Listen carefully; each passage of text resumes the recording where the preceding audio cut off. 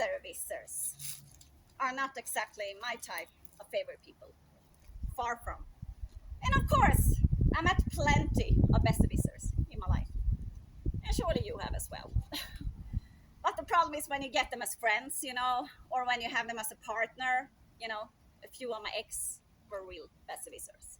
They knew everything better than me. And it's okay to correct. I'm fine with that people correct me. I have no problem with that, but I have problem with when people think they have the right to correct you with which arrogant and shitty attitude as ever. For example, if you happen to pronounce, an English word not perfectly in the English pronouncement, and the besserwisser says, "No, that's not how you pronounce it in English. This is how you pronounce it in proper English." It's like, yeah, right. So I don't get this all obsession with beauty, when people choose partners, because what can be more important than not to choose a besserwisser as a partner? Because how annoying, isn't it, to have a partner who wants to pretend that he or she knows everything better than you? No thanks. Then I'd rather have a really, really ugly looking man, but who is not the besserwisser. So on my list, what I want to skip as a partner are, of course, the sociopaths, the narcissists, and the psychopaths, but also the besserwissers. So just an advice, because there exists plenty of those besserwissers. And sometimes I also wonder, in this look fixating world we are living in, that will we see those really, really cute, shining couple, who are 85 or older even sometimes, coming with a stick in one hand and holding a cherry in the other hand. And you see the love is still shining. And they don't care that they got gray hair or full of wrinkles. They love each other anyway. They see the soul inside. They love, no matter how they look. And they help each other. They care for each other, Will we see them in the future? Or will everyone just suddenly dump their partner who they've been married with for 20, 30 years because, suddenly they find a more attractive and younger lover? Sometimes I wonder if maybe the future will not look more like that.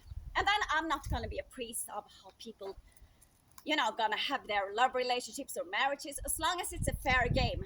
Because if you are a cheater and you just can't stay faithful, let your partner be a cheater as well. But if you love your partner, and he or she loves you back, why dump each other just because you want to have some lovers sometimes during life? As long as you are also honest to the lovers, because lovers can actually fall in love with you and become heartbreaking too. So be fair to your lovers and be fair to your partner. And you don't have to dump the one you love from all of your heart just because of a temporary lover. It's idiotic, But play the fair game. If you can't be faithful, then let your partner also have lovers. I'm telling you, and not only you. Because if you only allowed you to be a cheater, then your ego is very, very big. So I really, really hope that we will see those old couples in the future, and that people will be capable to love each other also after 60, when our generation becomes 60. That they don't dump each other just for some more good-looking and more attractive person who they don't even love. So with this, I don't mean that I don't believe in faithfulness, but I do believe that all people cannot be the same. People are different, but as long as you play a fair game, I'm not the one who should judge it. So, because I see still, when there are people who try to fix dates for, people who are 55, 60 and older, and then the person they try to fix date for says in phone, but how does he look like? Then, that's the first thing they ask, or it's a woman, how does he look like? That's the first thing they ask, which maybe isn't wrong, but shouldn't it be a bit more questions, than just how do they look like? Shouldn't we have learned something of our experience with love relationships? That looks maybe not be the most important in a love relationship or marriage. Just a thought, And sometimes I also wonder if I'm the only one who are fed up, really fed up, of that many small towns and villages, especially villages, are still such a control freak villages, and also control freak small towns, many. At least in my country, Sweden, and many other places too, I hear backtalking is a real world problem. It is. But there is a village in China, this is true, where backtalking actually is among the worst thing you can do. It's seen as something a very, very bad thing to do. So there, the people go to the person they get problem with and take it eye to eye instead of spreading it out over the whole village. And of course, if it's really something really, really seriously, of course, maybe you have to involve other people. But before you even know if something is true, just don't participate with spreading it further, because people are destroying each other's lives. And of course, those worst backtalkers, they are really fine with destroying other people's lives. They have really no problem with it. But if someone starts to talk shit about them, which is not true, oh, suddenly their whole world crash because they thought it couldn't happen to them.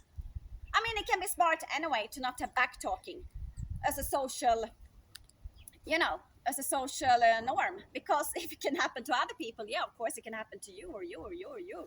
Who is safe in a backtalking society? I'm telling you. So if you hear something, questioning if it's true, and don't spread it further just like that, and go to the person who they talk about. Well, maybe it's not always easy to go to the person they talk about, because it can be the worst rumors, and of course that person can be crushed if you go to the person. But yeah, as long as it's not like really, really bad things, which maybe is better for the person they talk about not to hear what they talk about, then go to the person they talk about and hear if it's true or not. What's the problem? So this is a hobby in many small communities, to backtalk each other, because many people live a very boring life. And then I was thinking, and they have not respect for each other. And if they don't participate, the backtalk where I come from, people are seen as boring. Just like if they don't drink alcohol, then they also seen as boring. Yeah, I mean, this is a problem for sure. And it can be changed if people work together. Teamwork, I believe in teamwork. But I cannot change these villages on my own. And of course, there will always be backtalkers. But if you have a whole bunch of people inside the village who do questioning the backtalk and who want to try to stop it, who want to live in a community where people are more fair and honest to each other, yeah, then it's at least more easier to live there. And the worst backtalkers, they don't get so much power, because if you just participate in the backtalk, in a jungle telegraph, yeah, then those backtalkers have got so much power to destroy other people's lives. So, and rock and roll villages, yeah, with that I also mean people who really have fun together.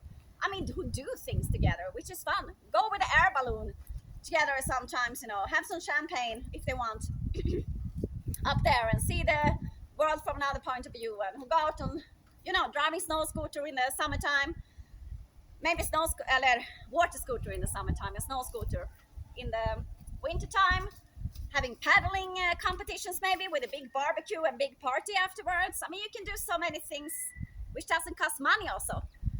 And, have music evenings and poetry evenings together, stand-up comedy evenings together, where you tell about, funny things from the village or from your life, which doesn't humiliate people.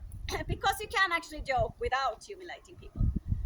It took me many, many years to understand those so-called social norms, where I come from, for example.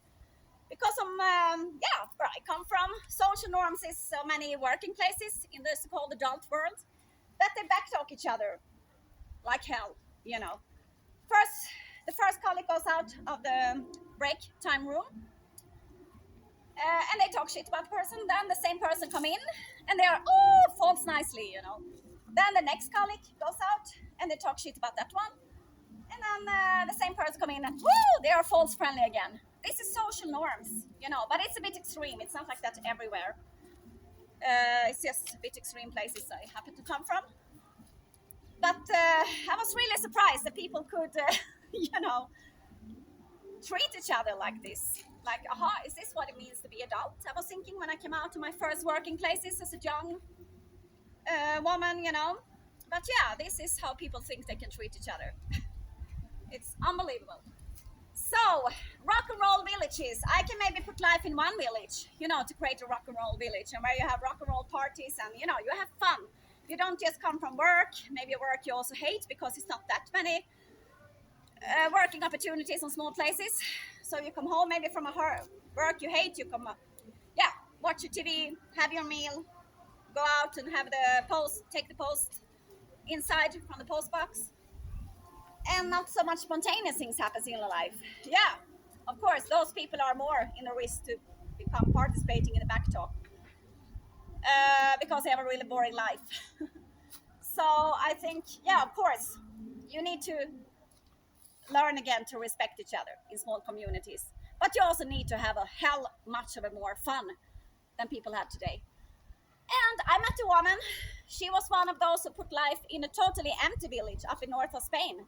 There was no people living in there, but they put life in that. And we get plenty of empty villages in north of Sweden, for example, which we really need to get life in. And we need to create works as well. But creativity, if people come together, if they can trust each other, there are always, I do believe there are works to create. I hope so. I hope so. With the computers and all that, you don't have to go to a working place every day, but you can work online and you can work, with many things in the same time. But I don't say it's easy. I'm just saying there are plenty of villages in this world, also which belong to communities where there are works, but also where there are no people almost, where there are no works at all. But I think it's possible. I mean, many people are fed up with the cities, so it is possible, to create lively villages again, because many people are longing to the countryside, for sure. So, rock and roll villages, I'm telling you, yeah, please help me to create those rock and roll villages so more children can grow up in the country, without discovering when they become adult what a back-talking society it is and what a, control freak society it is. I want all that to become so much more less. I know I can't end it, but with the help of others, we can make it at least less, So please think about what kind of social norms you participate in and not. Thank you very much.